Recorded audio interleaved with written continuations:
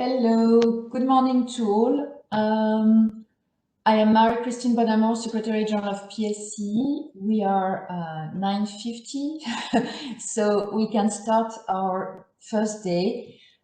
First of all, very warm welcome to our virtual conference with a very rich agenda on very topical items. We have a high number of registrants, I think more than 450, and that shows us the interest in this topic that we will be discussing during these 2 days. So not to delay anymore our discussion on presentation, I am pleased to open the first session on cybersecurity and resilience. And the chair of this session is Mr. David Lundt, President of PSCE. So David, please, the floor is yours. Thank you very much, Marie-Christine. Thanks for the introduction, and welcome to everybody who's joined us today, this morning especially. This morning is especially going to be a really interesting one on the topic of cybersecurity and resilience. So this week we bring our first fully online conference. As Marie-Christine said, there's more than 450 delegates registered. It's far exceeding our expectation. So thanks again for joining us. As you all know, the world has had to change in the past year. The pandemic has presented challenges for us all. PSC, we've had to adapt, and of course you've all had to adapt with us and for yourselves, of course. Working and socialising online was common before, but this has become the new normal.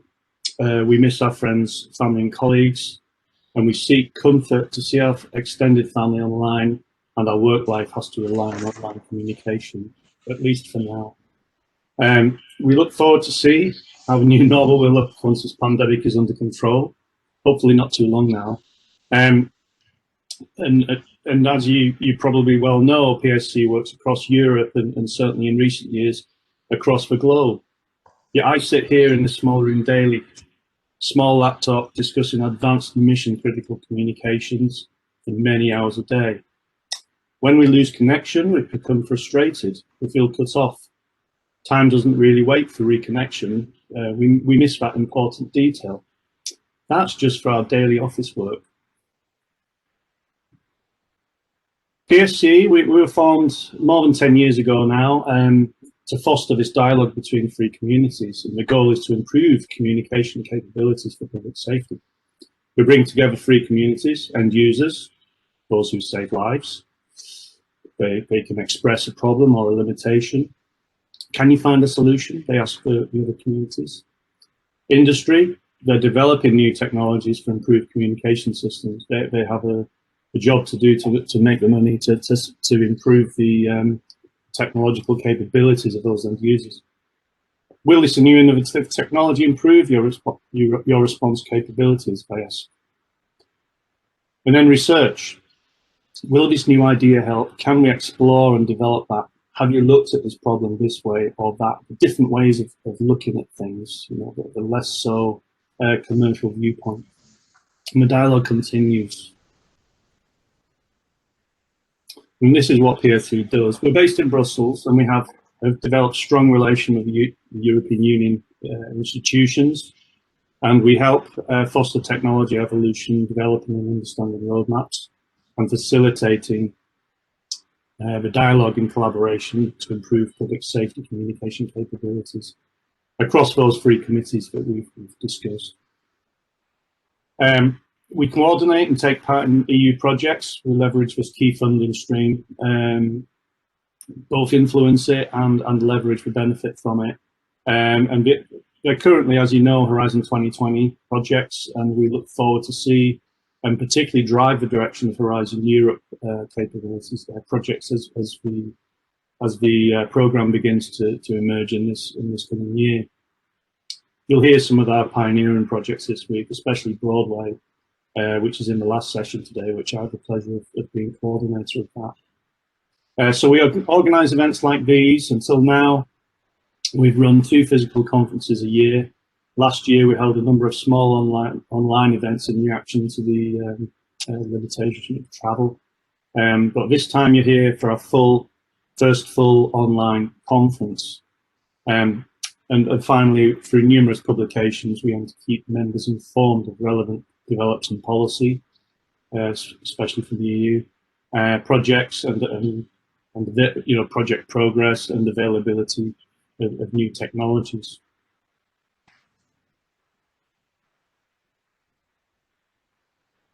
So this morning, I have the pleasure to chair my own favourite topic that's featured in more than 20 years of my own research activity, cybersecurity and resilience.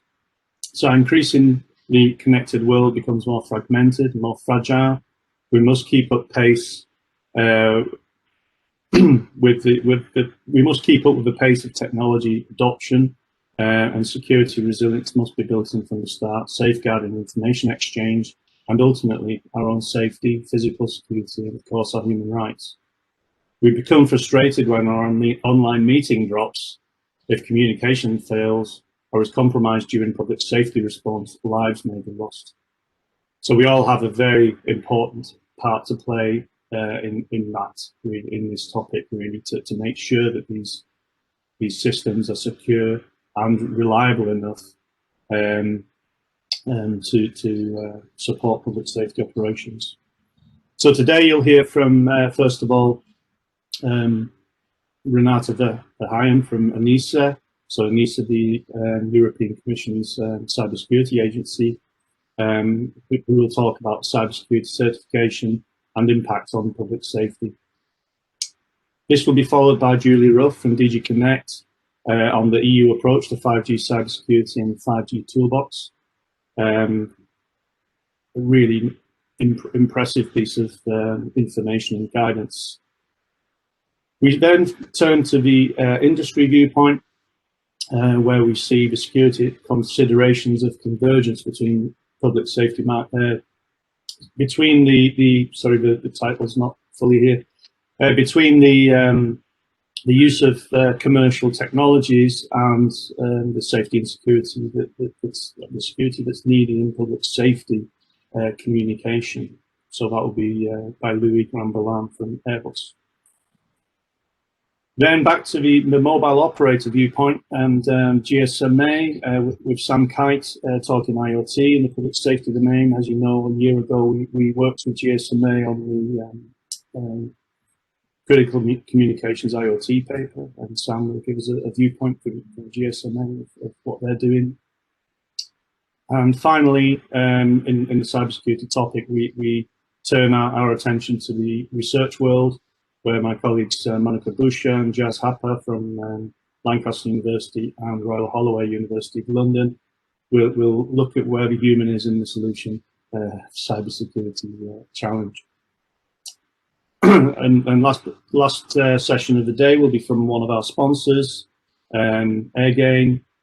So Larry Greenstein will give us a presentation on the connected advantage, optimizing coverage, penetration through and throughout for vehicles, for devices. So before we get started, we just have a few requests and house rules. So the video and presentations will be circulated after the event. So feel free to come back and retrieve that information. You're all muted. So if you have questions, and feel free to raise questions at any time, please write those questions in the chat tool, and you'll see there it's in the fifth bottom at the bottom of your WebEx screen. Please indicate who you are when you ask those questions, just so we know where the questions are coming from. And please turn off your camera, just in case there's any capacity issues on WebEx. Yeah. So the questions, we'll try to answer everything. Certainly, we'll answer as many as we can within the time frame we have. Our presenters will present 15 minutes. There will be then 5 minutes for answers to questions. We'll read your questions from the chat, and we'll address as many as we can. And our speakers will be invited to answer those questions in the chat tool as well, that we won't be able to raise verbally. So thank you all for listening to our introduction for now. Please make use of please make use of social media. Make everything public, shout loud. If there's something you like here, tell the world. We want to tell the wider world of what's going on today also. So thank you very much. And I will hand now over to Renata, if you wouldn't mind, Renata, to share your screen. And yeah. Can you, okay. Renata, there we go. Is everything visible? Do you have all full screen, everybody? Is it okay like this? That's perfect, Renata. Yes. Okay. Please go ahead. Yes, thank you. Thank you very much. It's an honor for the Agency of Cybersecurity to be invited to this conference, as we greatly value, of course, the importance of cybersecurity when it comes to public safety. The use of systems, devices, processing of data, and decommunication means are crucial to protect against incidents and, of course, should allow, if they happen, to recover quickly without disruption of the services that are provided. Now, to enhance the security and resilience of products, systems, processes, networks, and for government and industry and end users, the Cybersecurity Act foresees in the design of the cybersecurity certification schemes that together will form a framework of schemes. Now, this is, of course, not the only way to protect and to set resilience of products, services, and processes used by public safety, but of course, it could be a very important means of supporting it. And my presentation now, I'm going to guide you along the world of how certification schemes are designed and provide you, of course, with only a high overview, because we only have 15 minutes to show you a little bit about our world, but to show you at least the highlights of it and explain a little bit more and how this development of schemes and programs actually work within the agency. So I have to skip now 2 slides in order to jumpstart.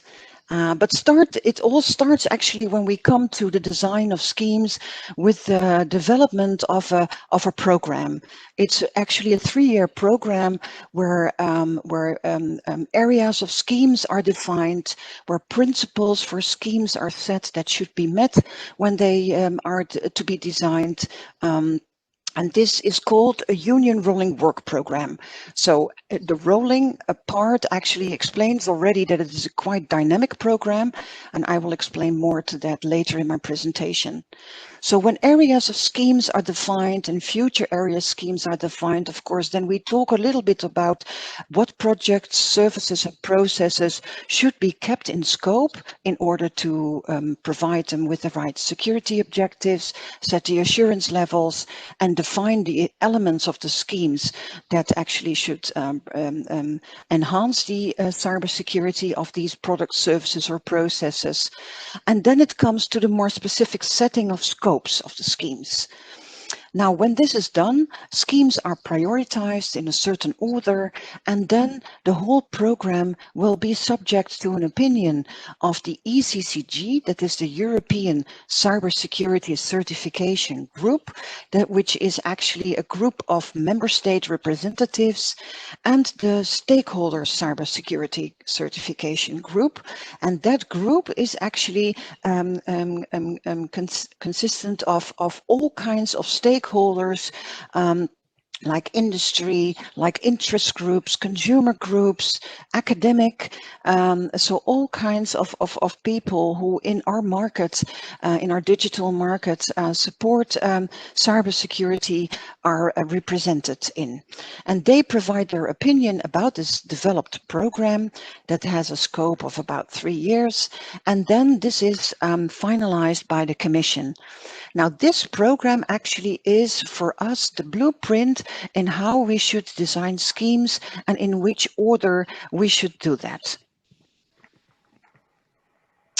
In this slide, I will show you a little bit the world about the importance of the principles of schemes. Because if schemes are developed, it's very important that they are open to international cooperation, that there is a possibility for mutual recognition, as of course we deal with products, services and processes that are subject to global trade. Next to that, it's also very important that schemes to some extent are very closely related to each other, meaning that if you use evidence to support a certification, that evidence also may be reused under circumstances for other schemes to get certified. Next to that, it's very important that the several schemes do not overlap. They should not interfere with each other or contradict or even, I'm sorry, there's a little bit background noise. Thank you. So there should be coherence actually of schemes. They should not be cause any fragmentation. And next to that, it's important that international standards are used. Wherever they are possible, we use that because they are based on best practices, on broad practice, and it's very important to rely on that when it comes to cyber certification schemes. Now, each scheme should also be based, of course, upon a risk-based assessment, helping to set what kind of risks are there, what kind of measures should be there to mitigate those risks, and what assurance levels should be subject to that. And of course, evaluation methods also should be clear. All schemes should also be subject to security by design and, of course, security during the life cycle, preferably of the processes, the products, and the systems that are based upon that. In my next slide, you will see a model of how the Union Rolling Work Program actually looks like. This is a model where the different schemes are identified, where they're prioritized, and where they are more or less arranged to technological schemes, to sectoral schemes, and to horizontal schemes. Because there are several types of schemes, they all need to match. This is the reason why the principles of schemes are so important when we use several schemes in daily operation. Oh, I'm sorry, I went a little bit too quick. This Union Rolling Work Program is actually a system that is quite dynamic. I already explained that in essence, the program is set for 3 years, but during those 3 years, there are all kinds of circumstances that might cause changes to rearrange the priority of schemes, because there can be best practices that are necessary to that. Request for additional schemes could be set. There are evaluations that probably might take place a little bit more often when the environment well, more or less opposes us to do so. There might be strategic issues that come up, and of course there also might be a possibility that existing schemes should be placed under a review. And once an existing scheme or operating scheme is placed under review, then it will again be subject to the Union Rolling Work Program. So that means that the existing scheme will be implemented in the program and that the priorities are reset. Now, when it comes to the design of a certification scheme, this also is actually taking place in several phases. It's important to take a selection of set of security requirements, to define the standards that should be used, to define the evaluation methodology, and adhere to the elements that should be part of a scheme, because they are set in the Cybersecurity Act that schemes should have several elements and should meet security objectives. And all these requirements are actually first set in the first arrangements of the schemes. Now, ENISA, together with an ad hoc working group contained of all kinds of experts from stakeholders, will design the scheme in close collaboration with the ECCG, so with the representatives of member states, and of course under the coordination of the Commission and together with stakeholders. Once we have the first draft ready, there will be a public consultation of the scheme so that the content will be reviewed by all parties that are involved and by stakeholders. They are not only related to European stakeholders, but they are also related to global stakeholders. Everybody has an opportunity to provide their reviews, comments, and after that the final draft will be made, this will be then subject to a formal comitology procedure, a sort of approval procedure, and then the publication finally will follow. After that, the implementation will take place in member states. This is actually the phase in how schemes are designed. Here you can see the framework of the cybersecurity certifications. Here you can see that the different schemes are will be implemented in the same model as that applies to the Union Rolling Work Program. And you can see in this model that we currently are developing two schemes. That is the European Common Criteria Scheme, which is more or less emphasizing that it is subject to ICT products. And we are currently developing a European Cloud Scheme that is also under development. Those two schemes are not yet, of course, in the last process of implementation. The EUCC scheme is now actually in the phase of the opinion on the ECCG and the SCCG, and then after that, it will be submitted for comitology. Now, the cloud scheme is currently under public consultation, meaning that the first draft is just ready and that the public consultation is now open to all stakeholders to provide their comments and reviews of that scheme. So this is basically how the model works. When it comes to schemes, schemes by themselves are also subject to a lot of settings that might change schemes. There will be evaluations. ENISA has an obligation to evaluate a scheme every 5 years and to use the feedback that comes from stakeholders. The Commission also has a legal obligation according to the Cybersecurity Act to evaluate schemes upon qualitative and quantitative improvements, so based upon measurements of schemes, and of course schemes could be subject to review or to in duly justified cases also to maintenance and other amendments. So this is basically the end of my presentation. Are there any questions at this moment? Thank you, Renata. Interesting presentation. It feels very complex to me. So I think a lot of the questions will be related, I suppose, to how they find their way through that. First question, it's coming from Monica, Monica Buscher.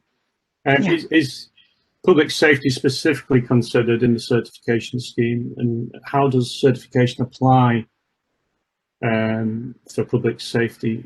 Do you think we need to have a discussion on that, or is there any work on that going yet?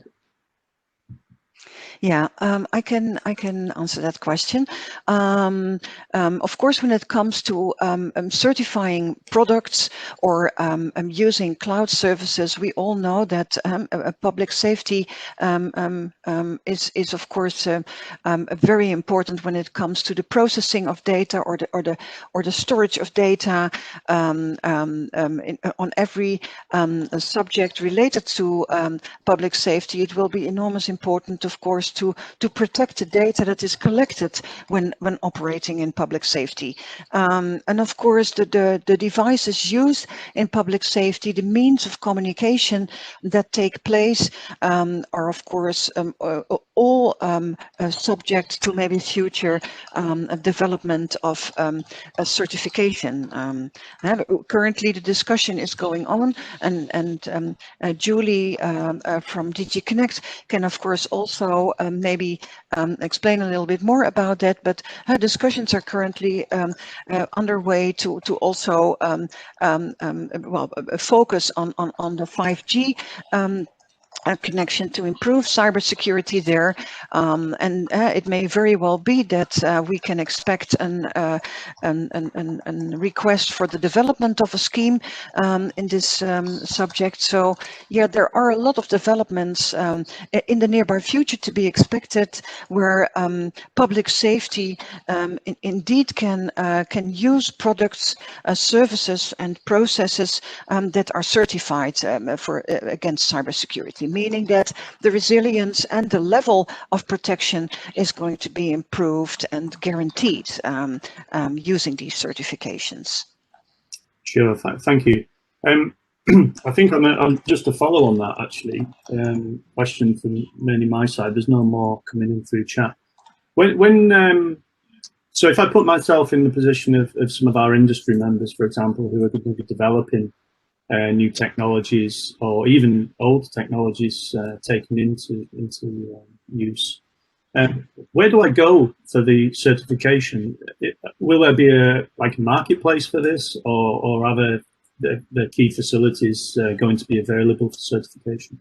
Yeah, that's a good question, David. The governance is actually set up in the Cybersecurity Act, meaning that member states should appoint a national cybersecurity certification authority, and that authority is actually appointing conformity assessment bodies, bodies that are able to help manufacturers and providers if they want to apply for a certification. They can go there and they can help to review the necessary documents, the necessary technological information, and also do the testing on products and services in order to see whether the products, processes, and services meet the requirements for a certification. So actually each country, each member state has the opportunity to appoint those conformity assessment bodies, and they in their turn can also use testing labs and contract them in order to help to evaluate and issue certificates. And the national authority is then the body that is monitoring and supervising those procedures for applying for certification and for the maintenance of certifications. Okay, that's great. Because so then for developers, it's kind of almost a familiar route, because in many cases they were already know those authorities, I guess.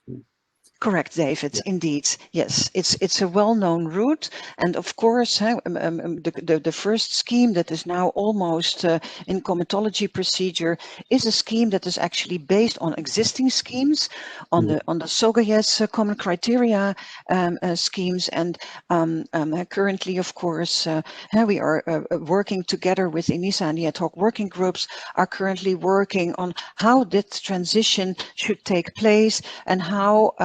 Of course, existing certificate could be transferred into the European certificate, because once you have that certificate, an important advantage of that is that the certificate is valid through the whole EU. And currently, for example, looking at the common criteria scheme, that scheme is only recognized between the parties that are subject to the common criteria mutual recognition agreement, and that number of states actually is limited and does not only cover the all European member states. So therefore, a certificate set by a European environment is, of course, having a lot of advantages, because then it's recognized in all member states. Yeah, thank you. That was certainly when I read about that element myself a while ago, that common criteria would be taken forward and adopted and not necessarily changed out of the realm of recognition. I think that's great, especially to expand the number of countries that it's involved in. So anyway, thank you very much, Renata. There is one more question in the chat. If you wouldn't mind typing in the chat an answer about how data is being protected now, that would be great. But meanwhile, it's now time to move on to our next speaker. So thank you again, Renata. Yes, you're welcome. Okay, and hand over now to Julie Ruff from DG Connect. If you wouldn't mind sharing your screen now, please. Good morning, David. Good morning. Good morning, everybody. I hope you can see my screen. Yeah, just make it full screen, and you've got some boxes again, but they'll go away. Yes, I know. Yeah. I hope it's okay now. Perfect. Thank you very much, Julie. Over to you. Thank you. Thank you. Good morning, and yeah, it's a pleasure to be here today. I will present to you this morning the EU policy on 5G cybersecurity that was developed over the past 2 years.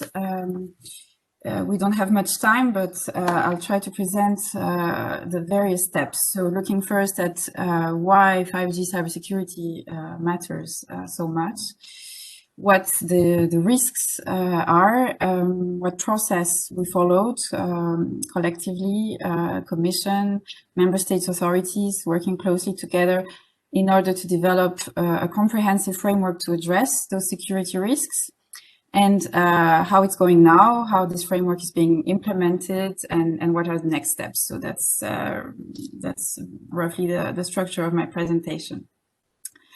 Just as an introduction, a few words about 5G. I think most of you will be very familiar with that, but I just want to briefly recall why it has become such a prominent issue. Because it is about far more than providing upgrades in personal communications. That will also happen, but then there is a whole new world of other things that 5G will enable, meaning that it will really play a central role in the functioning of our societies, of our economies. It will power other critical infrastructures, so that's really important. So it's going to be the backbone of other critical services, and it will also bring the possibilities to develop a lot of new innovative services. So against this background, it was, of course, rightly considered extremely important and a priority for the EU to develop 5G networks as quickly as possible, but also in a secure manner. And those opportunities that I just described, they're essential, but they won't materialize in the same way if we don't ensure that there is that we can trust that these networks are indeed secure, because this will also bring a lot more reliance on this network infrastructure. I think we are already measuring today very concretely already the reliance on networks with this pandemic and new situation. But that is only going to increase, meaning that we'll be more exposed also to potential risks. And therefore, it's really essential that this is reflected in the security practices of the operators, and also in the, of course, regulatory frameworks and how policymakers approach this topic. So that prompted member states to call for collective action on 5G cybersecurity at union level. And on this slide, you can see the overall timeline, what's happened since March 2019, when actually the Commission proposed or adopted a recommendation on 5G cybersecurity, which laid down the different steps to develop this concerted action at union level. So March 2019, the Commission recommendation, which first of all called on member states to conduct a thorough risk assessment. So that was really the foundation of everything that was developed further. Assessing in depth the risks at hand, and every member state conducted a national risk assessment of 5G networks, which the results of which were brought into a coordinated risk assessment that was published in October. And this risk assessment exercise is the basis for the EU toolbox of mitigating measures that was agreed by member states in January last year. So the toolbox identifies basically the measures that are suitable for addressing the risks identified in the risk assessment. And since then, we have moved into the implementation phase. So now member states and Commission, we are implementing the respective measures at national and at union level. So now I'll look a bit more in detail into the various steps. So going back to the risk assessment phase, as I said, each member state conducted a national risk assessment. Then it was brought together into a report on an EU coordinated risk assessment. The risk assessment looked, in a classical way at the main threats, the threat actors, the different types of assets and their sensitivity. It identifies the main vulnerabilities. And on the basis of all these factors, the report highlighted 9 main categories of risks, which were illustrated also in the report with concrete risk scenarios, which you can see here, just a summary of the headlines of those risk scenarios, which were identified, and those were considered of the highest strategic importance, let's say, and requiring to be addressed also through EU coordinated action. In terms of the main findings, just to really summarize in a very generic way, it found that 5G increases the overall attack surface and the number of entry points for attackers, that certain pieces of equipment will become more sensitive as a lot of functionalities are moving farther from the core of the networks and closer to the edge. It found also that the exposure to risk related to suppliers is going to increase, in particular because those networks will be much more relying on software than in the past. And that also increases the importance of the risk profile of individual suppliers, and also of any major dependencies on suppliers. Another point is that today a major threat to networks is the compromise of privacy and data, but in the future, because of all the functionalities and role that 5G networks will play, availability and integrity of networks are becoming major concerns. And then in terms of the profile of the threat actors, it was concluded that among the different categories, it's the state and state-backed actors that are the most serious and most likely to target 5G networks. But that's due to capability and analysis of potential intent.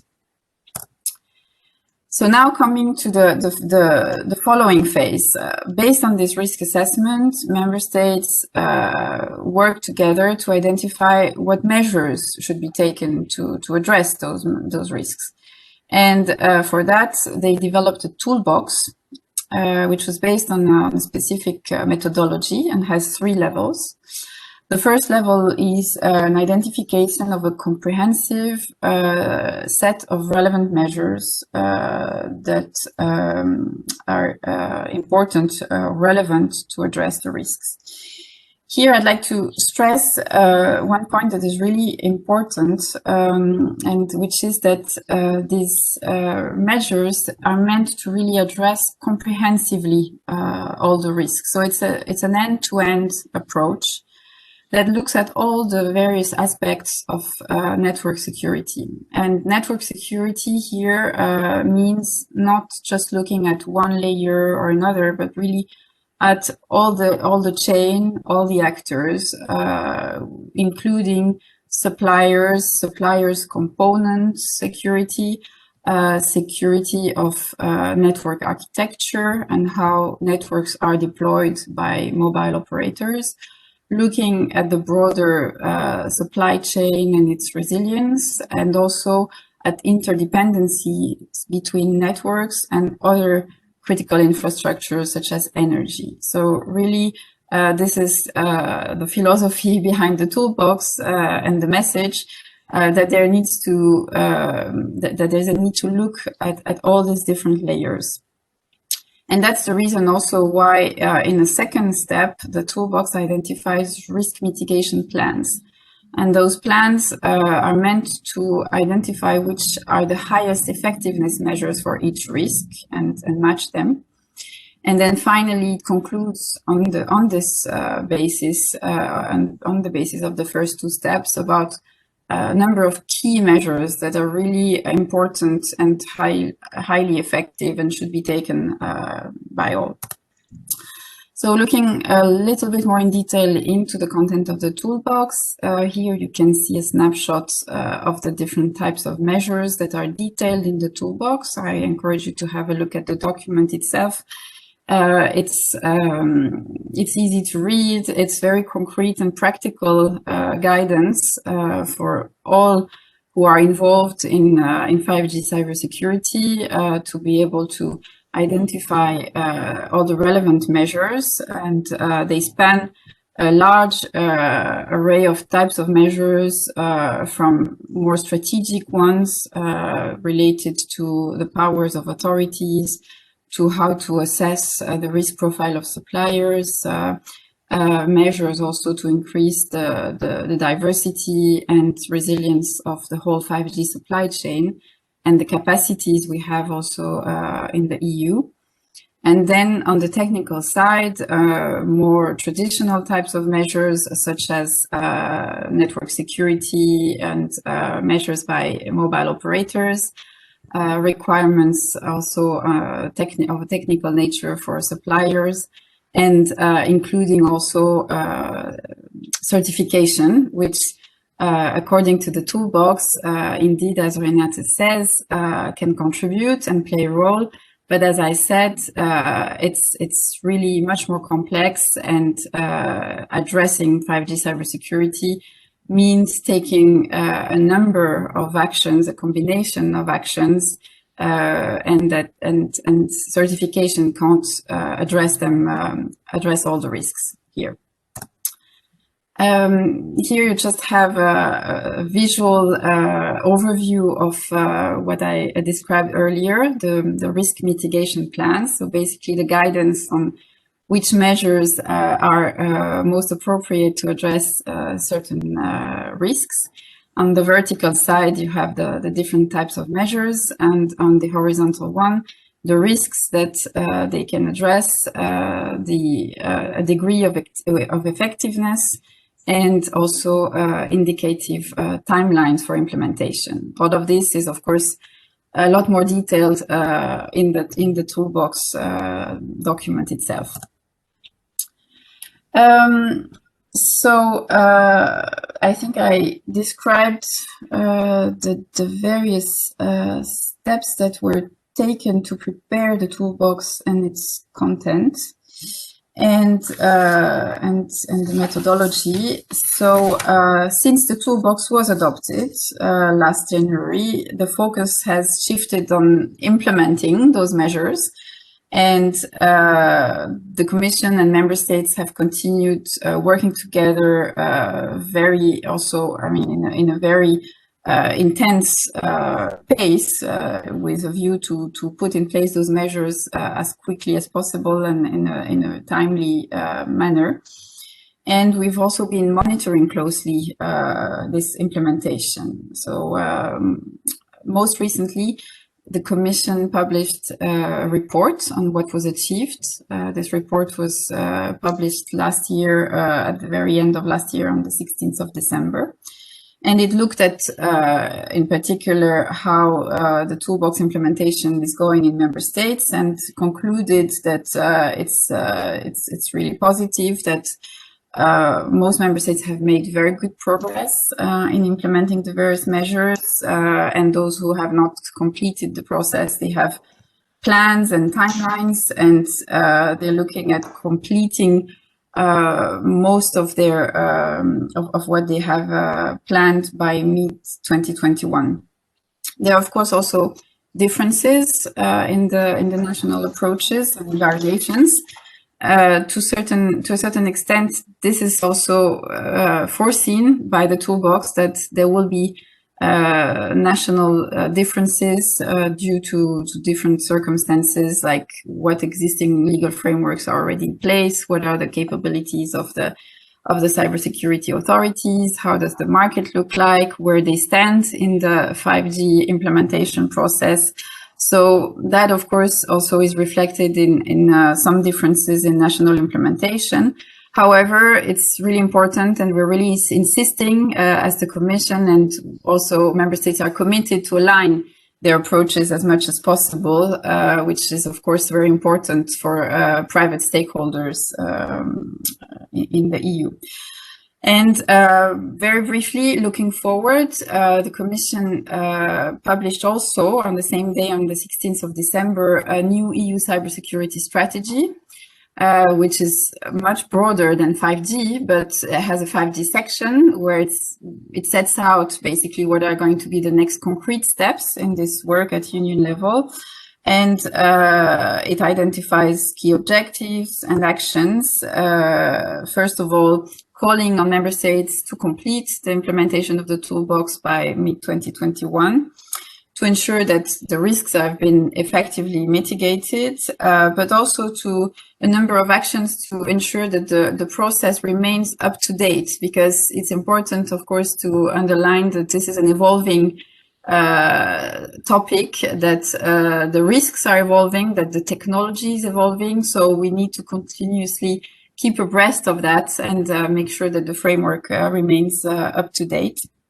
And thirdly, this fits into a broader strategic vision on 5G and 6G and beyond about EU strategic autonomy, making sure that we understand the supply chain, that we understand the movements, and that we make sure that we have a sufficient degree of autonomy or lack of major dependency in this area, and that is really very important and very central in the Commission's priority for the midterm, long term.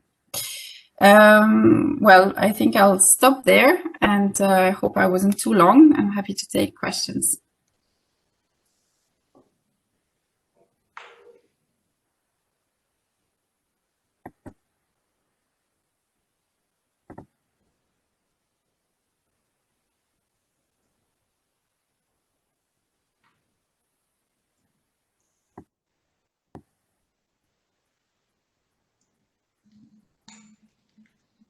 Oh, I'm sorry, I was muted. Yeah, thank you very much, Julie. Yeah, I think it's fascinating to see the pace of technology evolution and the pace at which this has been carried out, especially the coordinated risk assessment. That's great. And I was looking for the term 6G from your presentation, because that's starting to come out. And so what I think we have time for one quick question. Again from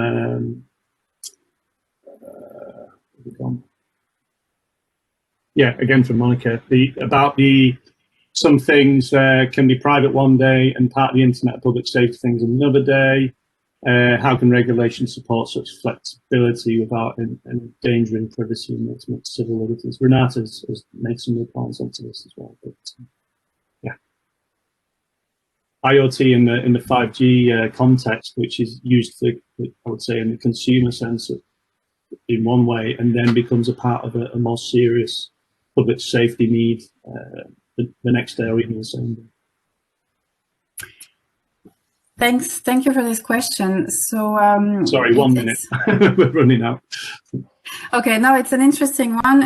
Of course, IoT is part of the type of risks and risk factors that was assessed when looking at the 5G risks. But at the same time, it was concluded that this is not specific to 5G. So there's an IoT question, and that is something that is being handled, I would say, also separately. So we have now set out, for instance, in the EU cybersecurity strategy, a number of steps on how to reinforce IoT security. And that will, of course, have an impact on 5G security because they can be vectors for attacks and they need to be protected. And we need to use all the tools at our disposal also to protect IoT better through through legal frameworks, through other possible approaches. Renate answers about the role of certification in the chat. But that was not like the core focus of the work on 5G cybersecurity, also because, as really risks that are specific to 5G, it was concluded that there were other aspects that needed really to be addressed very urgently about 5G specifically.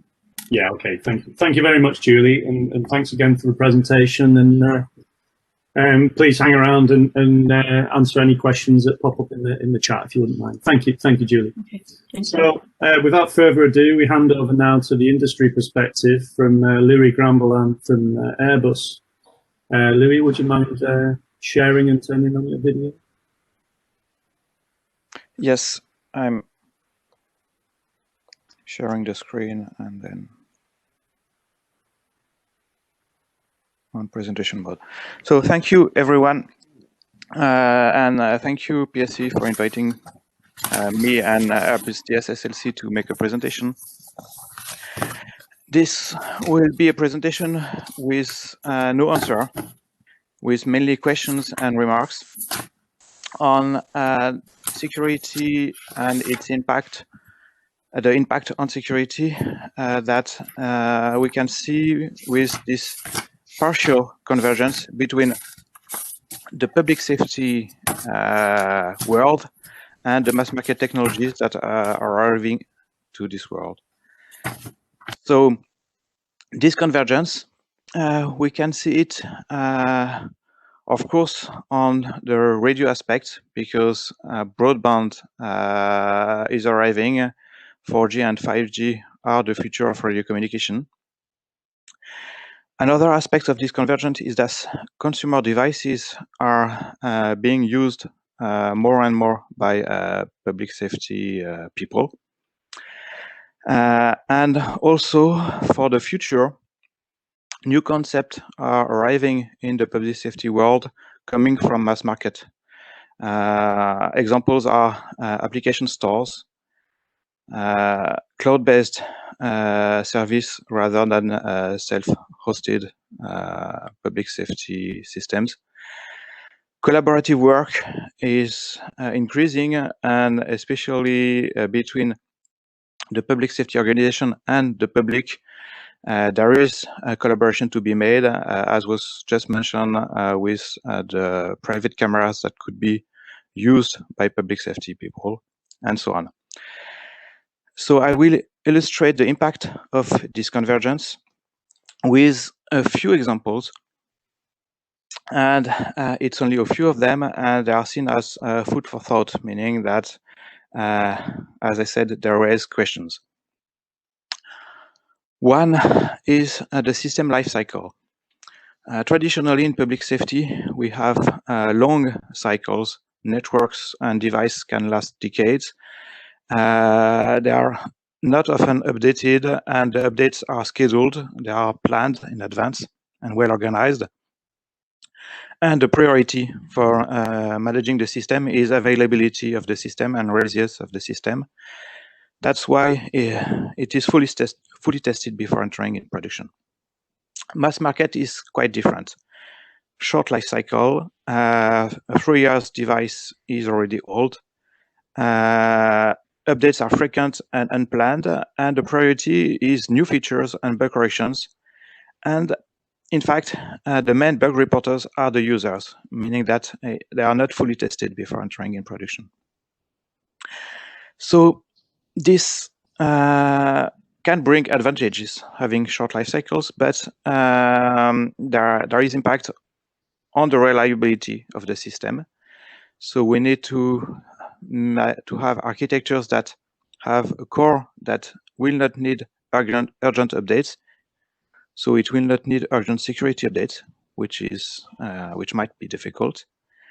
And also, since shorter life cycle come with less testing, rollback shall always be an option, and rollback can have a security impact. So that's the first example. A second example is the public scrutiny. Public safety technology was specific, and even when it was using standard like Tetra, few people external to the public safety world were looking into the technology. And also, the key security elements, such as the encryption, are protected at least by NDAs, so they are not subject to public scrutiny. While in the mass market domain, generic technology is usually used, and one can assume that many people are looking into the technology, including from a security point of view to find security issues. And that's at least the work of ethical hackers that publish that to improve the security of the system, but they are not the only ones looking in mass market technologies. And there is a convergence there too. And I can note that even legacy public safety technology is becoming a target for hackers, at least radio hackers, but cybersecurity hackers will probably get an increasing interest in the legacy technology. That's a second aspect of this convergence. A third aspect is that public safety was used to monolithic architectures with central management and uniform security policies. So the risk assessment and the vulnerability assessment of legacy public safety system was easier than what is coming from mass market, where we have distributed architecture, where every element has some independent design, and the collaboration between those elements can be described as through contracts, so technical contracts and also contracts on the security governance, which generates a very important role for the end-to-end integrator to manage the fact that, at least from security point of view, there is no hole that appears by this new type of architecture, because this increased complexity increase the risk. There is a larger attack surface. So the new buzzword that has appeared around mass market technology to tackle this issue is zero trust, and new public safety architecture should look into this type of concept, I think. Then on procurement, it is a bit linked to the one before, but procurement is a very important topic for cybersecurity, as it was highlighted, for example, in the two previous talks. Before, in public safety, we could have the same provider for everything, for software and hardware, for the infrastructure and for the terminals. In the future, public safety will look more like a mass market technology, where each item has a different provider. And as before, end-to-end responsibility is a tricky issue. So at least the compatibility can be managed by using standards, but the security, as I mentioned already, the additional complexity might generate and will likely generate security issues. So here is a quote from two famous cybersecurity guys, there are no complex systems that are secure. It might be seen as a bit exaggerated, but it's not far from the truth. End-to-end encryption. It's an example of technology which was promoted quite a long time ago, around 2003, for public safety, because only the radio was encrypted and there was a need of end-to-end security, meaning from the user device to the servers that were hosted in the public safety organization premises. End-to-end encryption gained a different meaning a bit around 10 years later for the mass market. In fear of mass surveillance, many people promoted end-to-end encryption as a way to protect against non-trusted servers. So it is not the same concept, even if it is the same wording. And the impact of this discrepancy to public safety is twofold. First, if public safety communication becomes more like mass market communication where it is not self-hosted, then the trust in the server, which was not a key security question before, becomes more important. And also the security requirements that were promoted for mass market as a reason or as a rationale for end-to-end encryption are not valid for public safety because end users' interaction need to be monitored and recorded for operational reasons. So, yeah, this convergence can lead to some confusions because the same word is used in those two contexts with different meanings. Identity management is another topic where we can see that mass market has a relatively simple context. Usually, we can make the assumption that there is only one user per device, that one user may use multiple devices and multiple identities, which, at least when privacy is an issue, should not be correlated. For public safety, there can be and there are shared devices that might be linked to some hardware like a car, and user identification might not be needed. User might need to be identified by their roles rather than by their own identity. And also, if we look at a future where public safety will have more interaction with the public, either public people or external systems that don't that were not designed for public safety, how is the identity of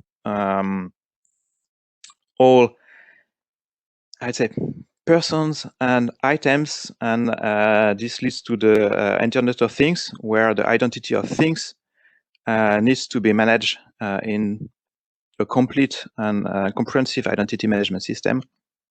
So how can we manage that in this future collaborative public safety environment? I mentioned on the right an example of a system that was designed for postal services, so it's not public safety, but additional uses for the system and the lack of identity management in the original design generates security issues, because in fact almost everyone looking at the dark side of internet can find how to use the VGIG system without any authorization. Another item, and the last one of this presentation, even if there might have been many others, is the privacy. Privacy is becoming much more complex with this convergence between public safety and mass market technologies. Even if most users of public safety communication are professionals, and therefore privacy does not apply on what they do with respect to their employers. If consumer devices are used by these professionals, then private use will happen on these professional devices. And privacy will have to be managed by a public safety organization. And also, privacy was not a prime concern years ago. And that's why legacy public safety system don't tackle this issue in their design. And for example, the recorder replay feature or the geolocation, which are very useful for public safety organization, will face scrutiny because they may have an impact on privacy. And since this new public safety communication system are planned to last for decades, I hope, then we should not only look at current privacy requirements, but we will probably need to anticipate future privacy requirements. So to conclude this presentation, there will be this convergence between public safety and mass market. It cannot be avoided. And it will have a large impact, and the impact of security will one of those impacts. It's not the only one, but it is the topic of my presentation. And that's why a new and careful approach to security is needed. We cannot either use the previous approach that we had in public safety, and we cannot use what is usually the approach for mass market because it does not apply to public safety either. Okay, thank you. I don't know if there are questions. I will stop sharing my screen to look at the chat. Yeah, no, thank you, Louis. There are questions in the chat which I'll guide you through. So interesting question. Several questions from Monica, as always. I'll pick on one there. How can we design for safety, not necessarily security by design? Do you have a comment on that? Okay, so the safety and security issue is a very old question, which I also saw when working for aircraft. And it has no clear solution. There have been research work since more than 10 years on that, and there is always the tricky question of a firewall. Should it fail safe or fail secure? And there is no answer, no generic answer. It's a case-by-case basis. Yeah, thank you very much. And as an extension on that about, you know, how would responders actually trust the technology? What can we do to help them to trust the technology, or to help to trust in terms of security? Yeah, for practitioners, for responders. Yeah. I think that this external scrutiny will be very important, and as public safety people, meaning industry and others, we will face public scrutiny. So we should be prepared for that, and public scrutiny will increase the trust from everyone. Yeah, thank you. There's an interesting discussion about the use of end-to-end encryption. Could you make a comment on the use of the encryption within the mission-critical services? There's a question about the you know, that obligation to record everything. Okay, so this I will not say it's an obligation. It's an operational need, which is not exactly the same. Yeah. And security and privacy are needs too. And like always, when there are conflicting needs, then arbitration should be made, and this should be well explained to everyone, so everyone agrees with the result of the arbitration. I think it's a standard compromise building issue. Okay, thank you very much. Yeah, there's plenty of questions in the chat. If you wouldn't mind jumping on the chat, Louis, and then yes, after my time, I will answer by yeah. We're coming to the end of the time now, so please, if you wouldn't mind jumping on the chat and answering some of those. There's some good discussion going on with the various speakers and the audience, so please join that. Yes, that was one of the goal of this talk, to raise discussions. So yeah, great, thank you very much. That's perfect. And Monica is especially inviting you to comment on her presentation later, to do with that human element involved as well. So thank you.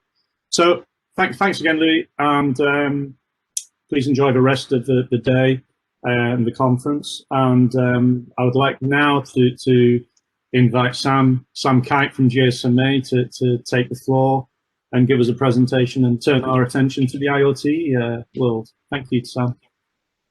Yes, hi, thanks, David. Can you all hear me okay? Yeah, it's okay, go ahead. Perfect. Thank you for having me. I'm going to be presenting on the use of IoT in public safety and how to cover your cybersecurity risk. Hopefully provide you all with some solutions as well, not just present problems. Now, I've been at the GSMA for probably about 5 years now as a Security Operations Director. Just to give you a bit of background in case you don't know who the GSMA are, because this will definitely influence my presentation. So we are the industry for mobile, for telecoms, and we represent the interests of our mobile network operators, but also the wider ecosystem. So we have about 750 or so within the operator space membership, and then 350 outside of that. Within IoT security, this is a bit of a membership snapshot for you. These members are quite regularly involved and have been involved in the work that I'm going to discuss. To give you a bit of background from our intelligence team, so we've got you a bit of a snapshot here of where we think the Internet of Things will be by 2025. So we expect there to be 25 billion connected devices in a number of different vertical sectors. So you've got your smart cities, vehicles, electronics, the smart home and such. In terms of region, we expect that to be about 4.9 within Europe, 4.9 billion within Europe, and revenue opportunity over 242 billion within Europe and over 1.1 trillion globally. So having a look at the smart city and its benefits, some of the benefits, of course, include mission critical IoT devices, network connectivity, so having real-time response, control of autonomous systems, enhanced situational awareness, process optimization, and so on. If we look at the smart city as an example, on the face of it, it can look to be quite complex and a complex security challenge. The idea of the smart city is to enhance the lives of the citizens and to make the city more efficient. So we realise that the range of IoT services will be huge, varying greatly in complexity, from simple such as air quality sensors to complex services such as public transport. Each service will have different security and privacy requirements, plus different business models and cost targets. So we were looking at this, looking more at depth at the smart city, again, complex, but we're able to simplify most IoT services as they share a common architecture. I will show you more of that on the next slide. The attacks of each service will be subjected to fit within only 3 common attack scenarios, as shown in this picture. So you've got attack on the devices, the endpoints, attack on the service platform, such as the cloud, and attack on communication links, such as mobile networks, LPWA network or Wi-Fi. So again, looking in more detail, they will share a common architecture and building blocks as we're showing here. So the first is the service ecosystems, which will use a common cloud service providers such as Amazon, Google, Microsoft. You've got communications, which use common networks, such as LTE, NB-IoT, Wi-Fi, and then the endpoints will be built using common hardware and software, cellular modems, ARM-based processors, open source software.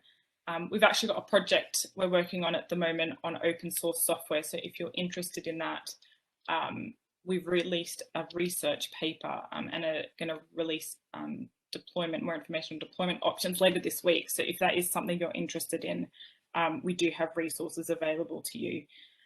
We do think though, however, few services will have bespoke architecture.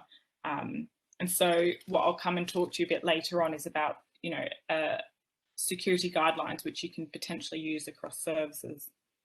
So here we've added encryption, and we know that if we assume encryption is used by most IoT services, we suspect this will push the attackers to the service platform and the device endpoints. So some solutions. I'm going to cover high-level regulatory and privacy, and then also look at a security solution that we've come up with at GSMA with our members in a little bit more detail for you. So globally, there is a regulatory push for IT security. There's been pressure applied to developers. So here I've got DCMS in the UK, ENISA, ETSI, the European Commission, and NIST. We've been quite involved within the Cybersecurity Act, and we've provided a position on standards-based approach, governance, stakeholder involvement, assurance, and the relationship between EU certification schemes and national schemes has a big impact. Now, with regard to IoT privacy considerations,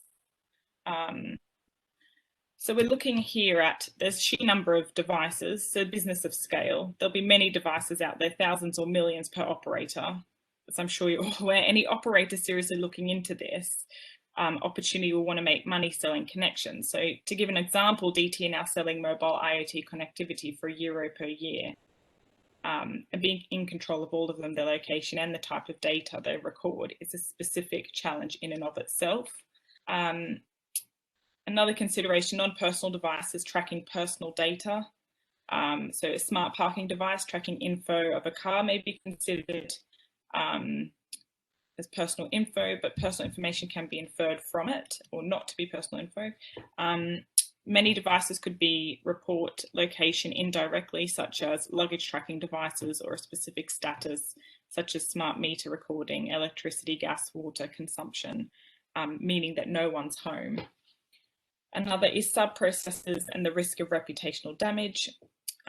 Some of our members may be deploying services through third parties, such as innovative startups, which is quite common, and they may have to turn to comply with privacy rules such as GDPR while processing data through them, while potentially there's a risk of higher fines if they're significant for the data processor. And there's a reputational risk for a lot of our members because of this. And then, as many of you are aware, reporting breaches in time, with GDPR setting out stricter timing to report breaches. Some IoT devices do track the data and report them to the back end through fully automated mechanisms, but this data may be dormant for a long time. There's analytics, human readings, actuation upon the data, which may happen at a deferred point in time. And there's a challenge for an organisation offering IoT services to discover that a breach has been committed at a time at the point of data collection. So we put together the IoT security guidelines and assessment. These are some of the most comprehensive IoT security guidelines available, and they cover the whole ecosystem. And they're applicable to all types of industry sectors such as transport, agriculture, health, smart homes, industrial, energy, etc. The guidelines in and of themselves, you've got 200 pages of advice that includes detailed recommendations, attack models, risk privacy assessments, examples, checklists, and so on. But let's have a look at, what does security by design actually means. Our guidelines are not rehashed set of IT security guidelines. They focus more on key challenges that an IT service needs to address. So one of these, low complexity, something that's low cost. So for the business case, many IoT services demand the complexity and cost of the IoT endpoint be kept low. Cost targets for device may preclude within security the use of hardware security making, and it's very challenging to secure the integrity of a device when it's subjected to physical or localized attack. Low power consumption, endpoints can usually only undertake computational simple cryptographic operations due to the high power consumption requirements associated more advanced cryptographic operations and may only support limited bandwidth communications, and again, limiting cryptographic capability. Many of these devices need to be long-lived, so longer than 10 years, and the management of a long lifetime devices is also a challenge, particularly if security vulnerabilities are found and can't be patched within the IoT endpoint. And then again, physically accessible to the attacker. Many endpoints are physically accessible. The connected car is a good example of where hackers can buy a car, dismantle it to gain access to local interfaces inside the electrical systems of the vehicle. And all hardware components and interfaces on these endpoints are therefore potentially subject to attack and must be secured by the developer. So we look at a step-by-step process to secure these IoT devices. The document does prescribe the design process that must be followed to perform an evaluation to understand how your IoT service is designed, read through the security model sections within the GSMA guidelines. So these sections will help you to understand how an attacker will target your service. And then once your security model has been reviewed, you'll understand which components of your service are most vulnerable or most desirable to the attacker. Then there's recommendation sections you should be reviewed and decide how weaknesses can be resolved within your service, and then how to implement recommendations and review they've been implemented correctly via testing or other means. And then your IT service must be continually monitored and updated throughout its lifetime. Things such as cryptographic algorithms will become dated or deprecated, and just the ever-changing nature of the ecosystem as well. We do have a project running at the moment on leveraging SIM to secure IoT services, so if that's something you're interested in, again, we have got case studies published on it and do produce work around that. I've got a worked example here. So for the autonomous vehicle, this is an example of a vehicle sensor network deployed in automobile, which is evaluated using the guidelines. It uses a telematics unit and general sensor devices. So using the guidelines, these were the risks that were identified. So endpoint impersonation, service or peer impersonation, side channel attacks, detecting compromised endpoints, ensuring safety at the risk of security, identifying anomalous endpoint behavior, managing user privacy, and then key recommendations were developed around that. So you've got your use cases. We've selected our building blocks within the guidelines. We've read them all. We've used them to implement a comprehensive set of security features to secure our service, and we're doing active penetration testing. Are we done? Well, unfortunately not. We've got to assess ourselves and our suppliers. It's essentially this particular document is a long checklist. We've tabulated the 85 recommendations from the guidelines and developed clear control statements for each recommendation. That should yield a clear yes or no response. It means that customers can see what their suppliers have and have not done, and include this information in the purchasing process. For suppliers, they can complete one assessment according to an industry standard and share with multiple customers. This is an example of the security or what it looks like, and it should be a flexible approach to security evaluation. So hopefully you can apply these to your current situations. And then that's it. If you do need more information, I mean, all these documents can be downloaded off our website. They're available to anyone in 7 different languages. But yeah, I can take questions if there are any, David. Yeah, thanks a lot, Sam. That's a great presentation. I think certainly demonstrating the complexity of this piece, really, especially with the smart city case, because there's so many different dimensions to it and factors to it. In terms of questions, there's more a comment from Renata about the other elements of life, including sustainable living, green environment, recycling, water management, green solutions, and so on. So there's not really a question in that, but certainly from my viewpoint, I'm certainly interested in your studies, but certainly open source and this later one you mentioned. I think it's interesting to note as well the slide you had on the end-to-end encryption, and I think that also illustrates the fact that it only goes so far and it doesn't necessarily go human to human or human to device. There's always a vector at the edge where there's vulnerability. About the issue you mentioned about the long age or the long term of deployment of a device, and the fact that we may find a vulnerability in a 10-year device 7 years in. How do we deal with that? How do we, if we can't patch it, how do we deal with that? Do we offer some knowledge of vulnerability in the system to the users or something? Do you have a comment on this? That's a good question. I think we're still working through a lot of these. Within the GSMA, we're always trying to keep that open communication between the operators and the vendors, so that it's a bit difficult if you find it seven years down the track, but quite often we can pick up these things a lot earlier and they do get reported to us. So we try and have reporting mechanisms in place with the vendors so that we do get notified earlier, but also that we can fix the issue before it becomes a public issue. So for example, we run a CVD program, and we've not opened it up to IoT, but it's more for network issues. And so we get reported network issues within security before they become a problem or before they get made public.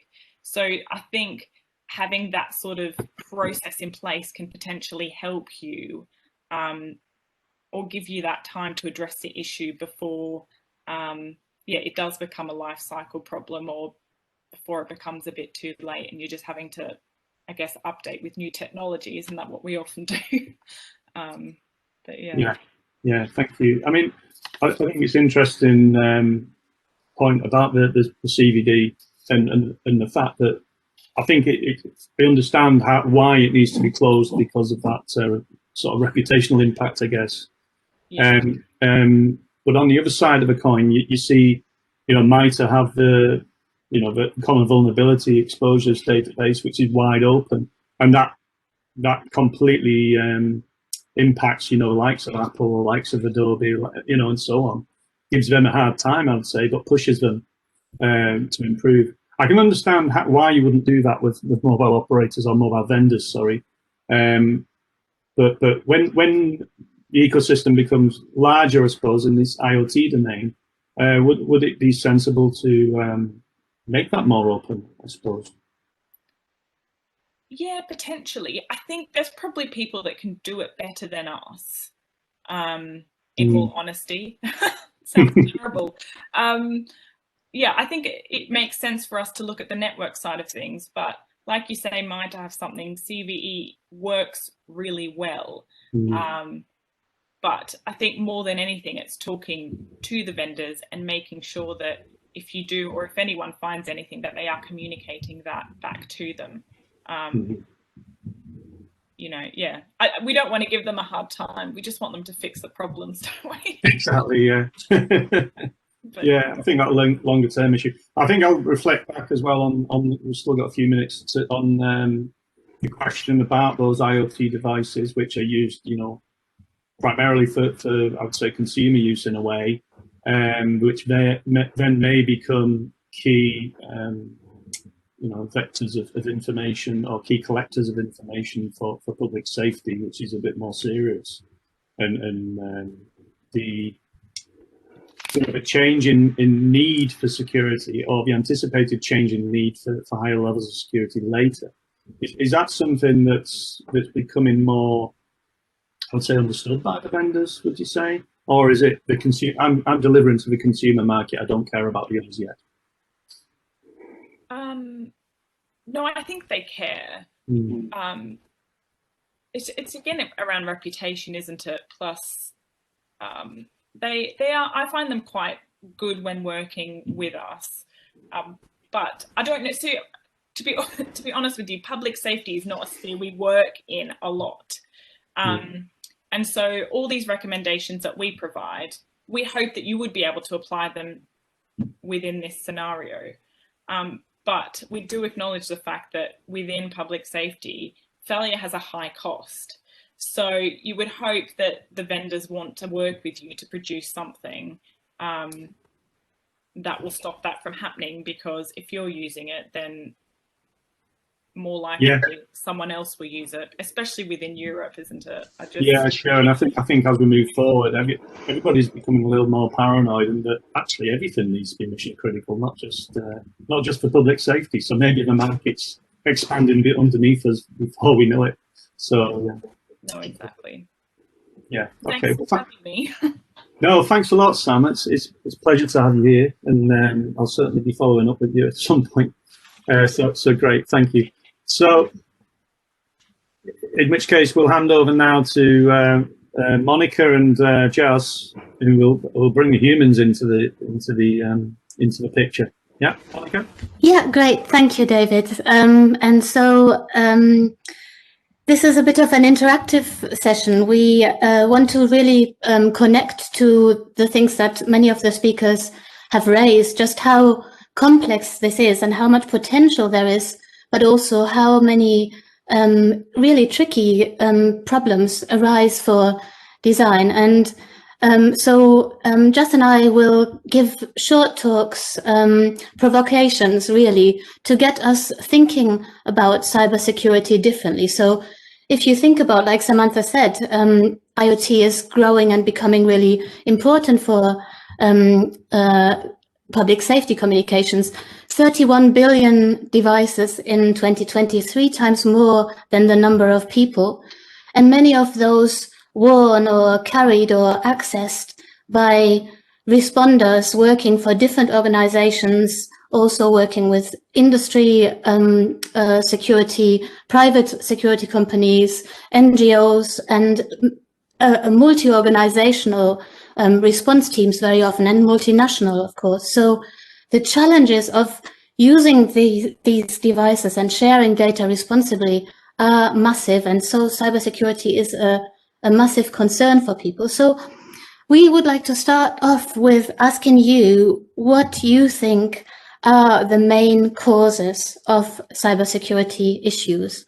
So this is an interactive voting, so we'd like to take a bit of a poll of you. So if you can scan the barcode with your mobile phone or go to the website www.menti.com and type in that number, you will be able to vote, and you can vote multiple times. As we talk, you might change your mind. And I'd just like to just have a look if there's anything happening already. So people are voting, and yes, absolutely. And you're very much on course with people are one of the main causes, of course, very often perceived as that.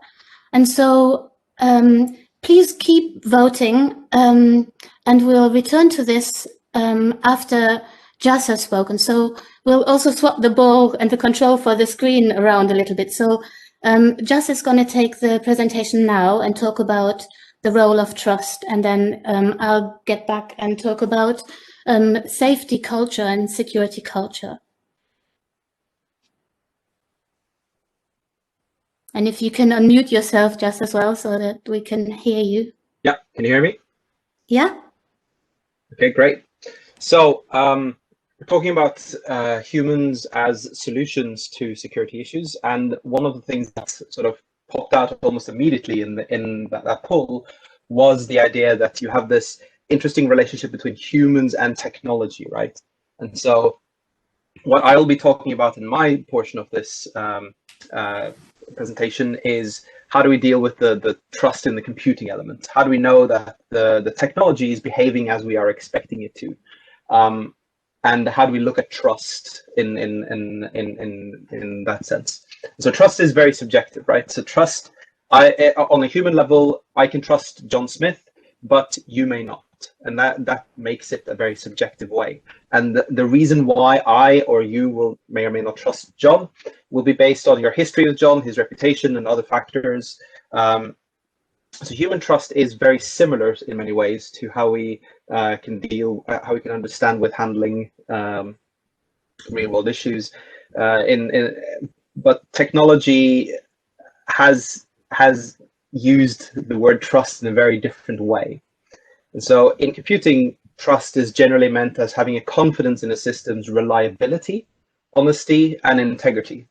So this means that if I have a mission of some sort and I need that done in a timely fashion, that means that I will rely on both technology as well as people. And in some cases, the technology might fail me, and other times the humans might fail me. And so we often say that in cybersecurity that humans are the weakest link, but also something to bear in mind is that people can also be very, very good at what they're doing. So that's sort of, we're trying to shift that idea essentially to look at, let's decouple these, how much do we trust the technology side and how much do we trust the human side in order to look at the solutions of all of these issues that people are identifying. And where does trust matter? Well, we receive information on our systems, but also we have to trust that the actions performed by those systems also do what we expect them to. So we need to look at three factors: reliability, honesty, and integrity, right? When you go to the academic literature in trust in computing, you'll often come across this term, the root of trust. And this is often replaced by different ideas of how to express trust. So for instance, trusted platform modules is essentially looking at the root of trust at the hardware level. So this means having independent hardware checks to check the integrity of a system using cryptographic functions. There's also computational trust, where the idea is that you have lots of different pieces of information. Which ones do you trust? Well, you can look at different types of factors as a way to determine what you trust and don't trust. We also have reputational databases. So for instance, you can have a database of known bad actors or known bad things, and that can help you inform you about where the trust comes in and whether or not to make a decision about something or not. Like I mentioned, the trusted platform modules, we look at having dedicated hardware that essentially double checks the integrity of your system. Computational trust, we can look at determining the confidence in our data that we have at hand. So for instance, if I'm having different conflicting reports about something, which one do I trust? Do I trust the bit of information that's coming from the human? Do I trust all of my digital sensors? If so, which ones do I trust, right? Do I look at the popularity of something, the proximity, the provenance, corroboration, freshness? There's a whole bunch of different things that you can take into account. And ultimately what it boils down to is which trust model do you conform to? How have you computed that trust? And then you do some kind of assessment, and then you make your trust decision accordingly. These are, in the academic literature, there's plenty of things, and they usually come down to like a metric, which is typically between 0 and 1. I also mentioned reputational databases. This is often done in terms of like bad IP addresses, but there's plenty of other databases that look at that. One example is the Network Entity Reputation Database, NERD, that looks at this, that you can gain access to known bad threat actors, essentially in the cybersecurity, in the network security side of things. So what does all of this matter? Well, the point that I'm trying to make here is that if we're going to look at the human as solution, we need to essentially look, everyone has to be aware that we need to decouple the idea of trust in terms of who do I trust from the human side, how do I trust from the human side, and how do I trust from the computing side? And doing this decoupling allows us to better understand how can I trust untrusted portions of my workflow or my pipeline, for instance, supply chain. Is this the fault of the human, or is this the fault of the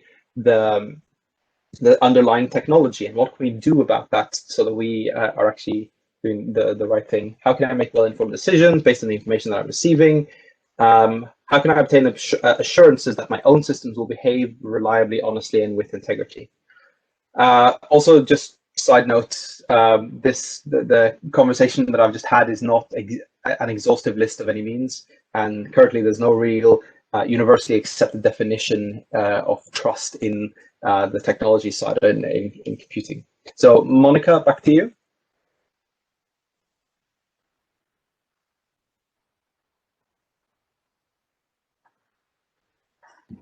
Yep, and if you could pass the control back to me, Jean, that'd be really good. I can go back to the Menti and show how the voting, and people are clearly coming out as the main cause people see as responsible for cybersecurity issues. And of course, with that, you are totally on message with analysis of what cybersecurity problems are. However, when you look a bit deeper, the analysis is actually quite contradictory. So there are people who argue that 2/3 of cybersecurity issues are caused by people. Others say it's up to even 95%. And Kaspersky identified that the most serious types of incidents involved are definitely caused by careless employees. And this affects public safety in the way in which people can share or not share information.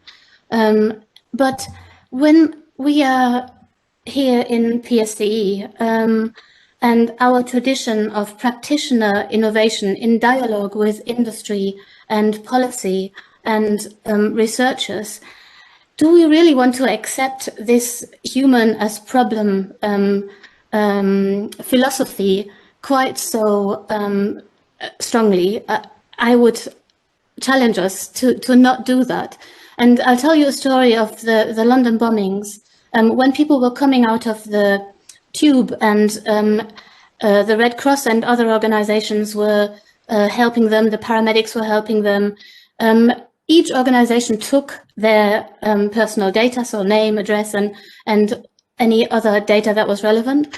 And then when they then went on to hospitals or through social care, they didn't share the data. And there was a report afterwards which identified an overzealous or incorrect interpretation of the Data Protection Act that hampered the sharing of data. And not sharing data is a huge problem. And again, people are being blamed. But one of the main reasons why people don't share data is because they don't feel safe. They can't trust the technology. And so a major conclusion from a report in the States about security of first responder mobile and wearable devices is that there should be practical guidance for their implementation. So what can we as PSCE do to help this? I would argue that seeing humans as the problem is the problem, because it leads to a philosophy of security by resistance. So it's about excluding people. It's about automating the process so that people don't have to interact and don't make decisions that could be wrong. It's also about training and educating and controlling and constraining people and catching any problems with policy. The main philosophy is to prevent errors. And if errors happen, then we carry out a root cause analysis, and it often ends up as a whodunit. So who's at the end of the day to blame? And it comes down to people. So somebody shared their password, or they took the data home, or they used their own device, or things like that. So it's this kind of security by resistance, and it's based on an assumption that the system is understandable and it can be decomposed and step by step designed in a way that we can isolate and keep safe. With Louis, I would argue that is a wrong assumption. No complex system can be safe and secure. And so we would argue that seeing humans as the solution is the best solution. And if we look at aircraft design and air traffic control, nuclear power stations, and high reliability organizations like hospitals, they've learned lessons about security and safety, and they have decided to work towards a security and safety culture, which means encouraging learning, communication, collaboration. It means deference to expertise. So I can spot phishing emails in my field of academic research, and they are getting smarter and smarter, because I know that that would not be a message that somebody would send. Also, these safety cultures focus on successes, so they tell stories of how things went well. When they do a root cause analysis, they ask, why did this happen? And they analyze the system. They turn away from blaming people as the culprits of the issues. They recognize that systems are emergent and complex, and that amounts to a different philosophy of security by resilience, so empowering people. And I just put this here to show that why do people not comply with security policies? They really care about their job and they want to get their job done. So stopping the Red Cross and the paramedics from sharing data is not something that they really want to do. They do it because they can't trust the technology. So what we would like to ask you now is to think, to respond to this and have a discussion and think through how could innovation in cybersecurity support PPDR practitioners better to be part of the solution and not just the problem. And I'll go to, so you can again scan the barcode or go to Menti and then use a different code. And if, Jean, if you could put that code in the chat for people to follow and use, that would be really helpful. And I'll just show you where we ended up with the, so maybe we'll have some work to do here to convince people or to think through in what way people are the reason and what can be done to change that issue. And we would now like to invite you to go to this and start a discussion. We can have this rolling as we go. Any ideas you might have for absolutely for how we can design to make people better part of the solution, that would be really great.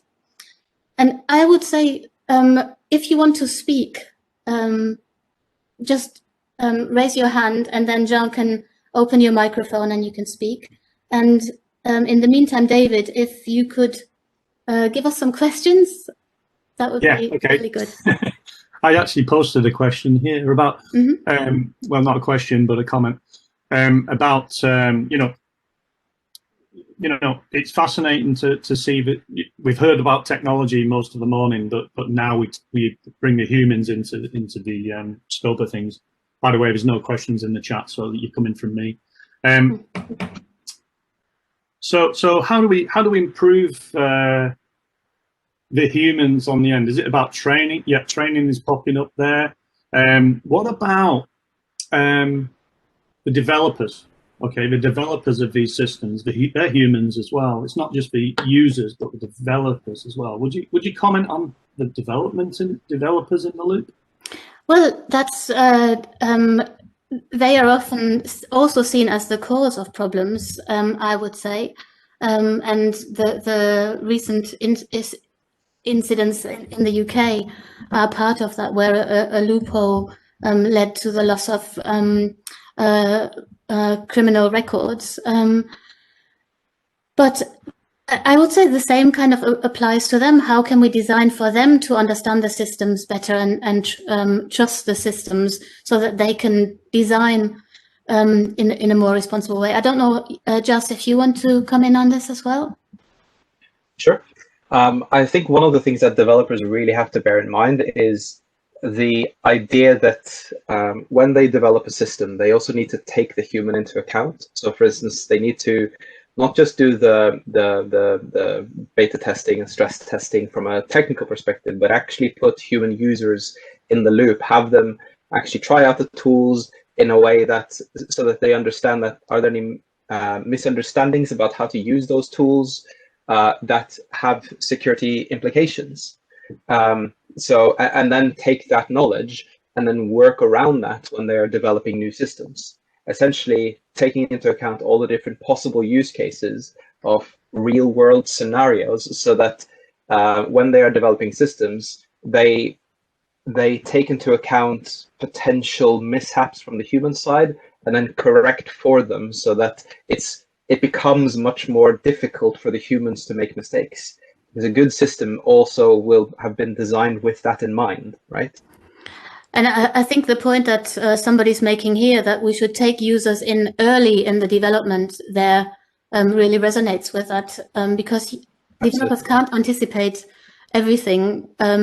So it should be a much more participatory approach, which makes me quite concerned that ENISA and GSMA and many of the regulatory bodies, and I know also 5G, and don't take public safety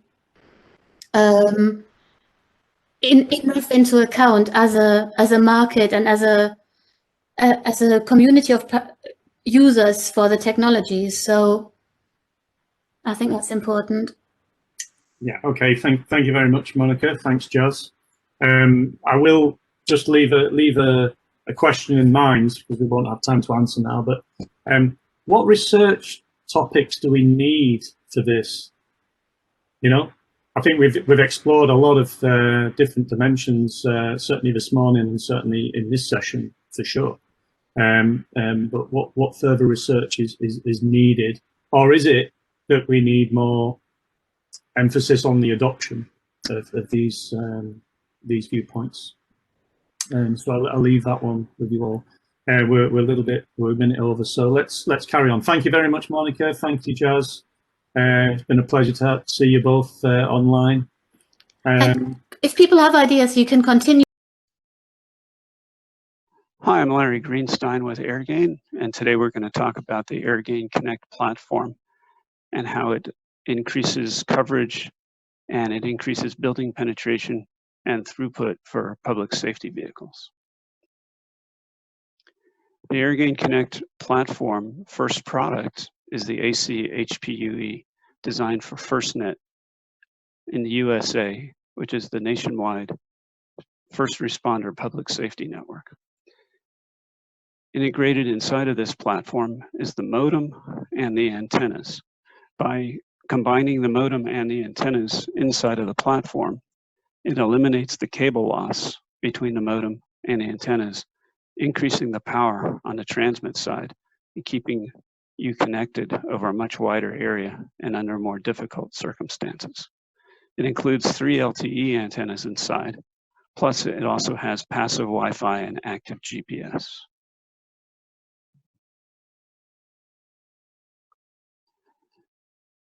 Many people think that increasing coverage is really only valuable in suburban, rural, and mountain and forest areas. But we recently had an event in Nashville, Tennessee, where an explosion took out a distribution center, and it resulted in many, many cell sites going down, not just in the city, but throughout the state and adjacent territories. This is a perfect case for why you want to have increased coverage on vehicles that operate primarily in urban areas. When the cell sites went down, they couldn't get the service restored right away, so they rolled in temporary cell sites. And those temporary cell sites, as you can imagine, were far fewer in quantity than the number of normal cell sites that are operational. So a fire truck or a police car that's near a cell site that's down has to reach over a much wider area to one of the temporary cell sites.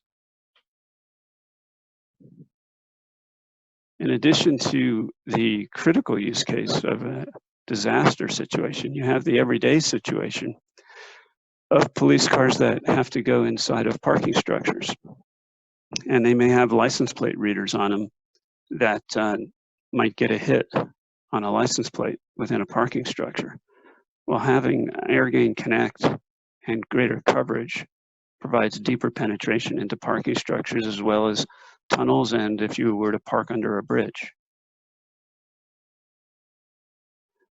So FirstNet, as I mentioned, is the nationwide first responder network in the United States that was built by AT&T and operates in this band 14 mid to upper 700s megahertz per second, megahertz range.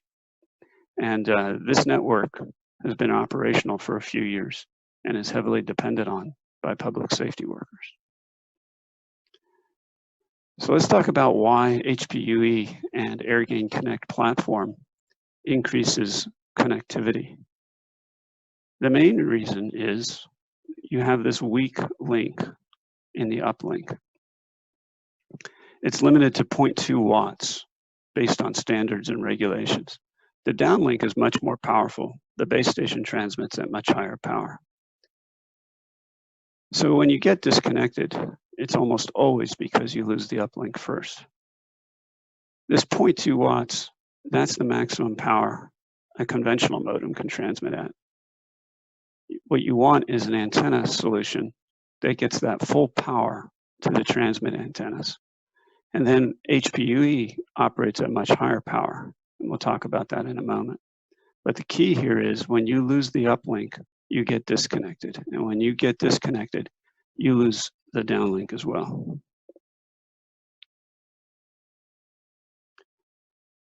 So I mentioned Hpue operates at higher power. So how high is this higher power? It's 1.26 watts compared to 0.2 watts. That's 6.3 times the power of a full power conventional modem when the Hpue is operating at the edge of the network. That's a big increase. Keep that number in mind, 6.3 times. In addition, the AirGain Connect platform brings an efficiency that's not been seen before. This efficiency is with respect to the cables between the antenna and the modem, which have been completely eliminated in the AirGain Connect platform. Typically, there's 5 meters of cable in an average police car, and that 5 meters or 16.4 feet has loss over it. There's about 2 dB of loss at the center frequency of the FirstNet band 14. Now this is a relatively low frequency. What we're seeing is a trend towards higher and higher frequencies in these most recent spectrum auctions, going up into the multiple gigabits per second, where you'll have even more loss. This is over the type of cable we use is LMR 195. It's the most common coax cable used in public safety vehicle antennas. So what happens when you have 2 dB of loss? Well, the modem is typically inside of the router. You have the loss and then 21 dBs gets to the antenna. So it's gone down from 0.2 dB to 0.126 dB at the transmit side of the antenna.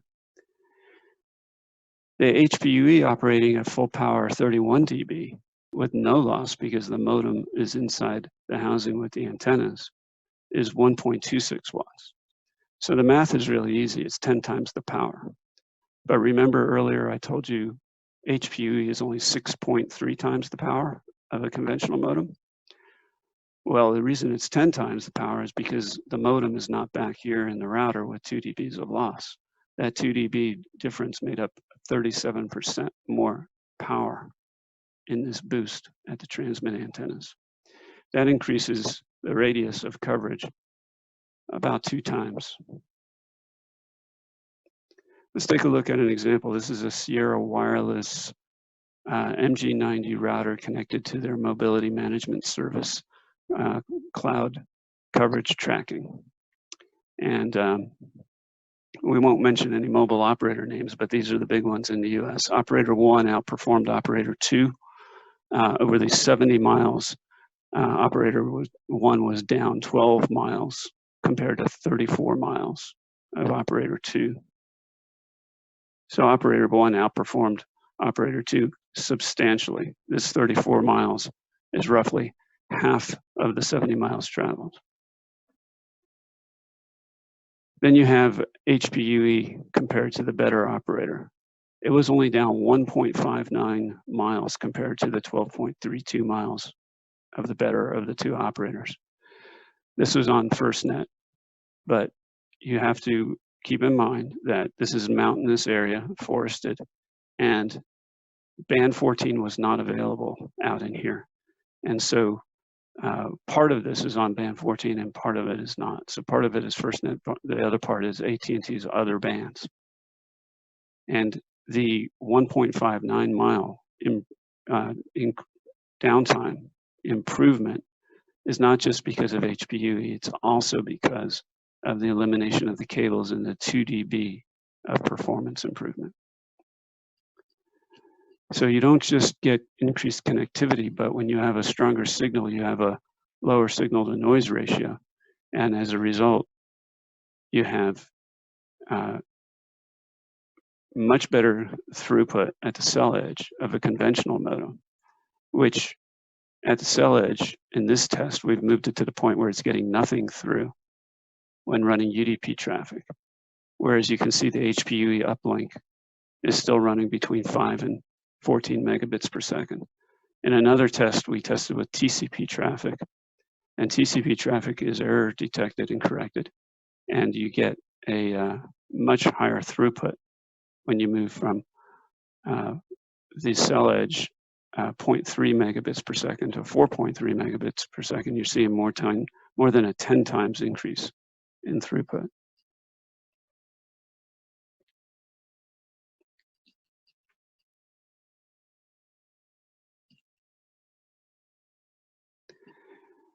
The installation is very straightforward. It's like any other antenna that you would mount on the roof of a vehicle. In this case, however, you're not running coax cables down. You're running a data cable down to the router. In addition to that, you can put it right alongside your existing antenna, which is connected via coax cables to the internal modem on the router. This would be for existing vehicle installations where you already have a modem and an antenna connected up, and you want to add the performance of the AirGuinea Connect platform and have a second connection for redundancy. So let's talk about what's coming in 2021. We're going to build a global version of this to operate on any operator that we certify with, and we're going to operate over a much wider range of frequencies with a higher category LTE modem. You can see that we've pulled down a free space calculator and simply plugged in the numbers. And when you compare the loss with and without the coax cables, and we use the 5 meters again here, you can see that at 16.4 feet or 5 meters, 793, the use case we talked about before, it's 2 dBs of loss, or about 37% of the power. But as you move up in frequency and you get all the way up to the center band, the center of the C-band, which is around 3.8 gigahertz, you lose more than twice as much power over the cables. Now you're up to 4.4 dB. Look how dramatic this is. You've lost 64% of the power over the cables before you've ever gotten to the antennas to transmit it. And using this free space calculator, the ratio shows us that it's about 1.6 times the coverage. And even further up in the C-band, it would be around 1.7 times the radius has been increased as a result of the elimination of the loss. So what does that look like given our diagram before? Again, it's 23 dBs. Now you're down to 18.8, degraded all the way down to 0.076 watts. And this is at 3.5 gigahertz, which is not the highest part of the C-band. That translates to 2.6 times the power at the antennas when you move the modem into the antenna housing. That translates to 1.62 times the radius. So again, let's look at all the increases. When you go up to 384, you get all the way up to 1.66 times the radius when you're operating in the center of the C-band. Again, that's not the worst case. So if you get 1.6 times the radius, then when you look at the full coverage area, the area a substantially larger number. So that's what I wanted to talk with you about today. The AirGain Connect platform is a patented platform, and the patented platform has the Hpue solution in the US today, and next year, or this year now, 2021, we're going to launch a global solution.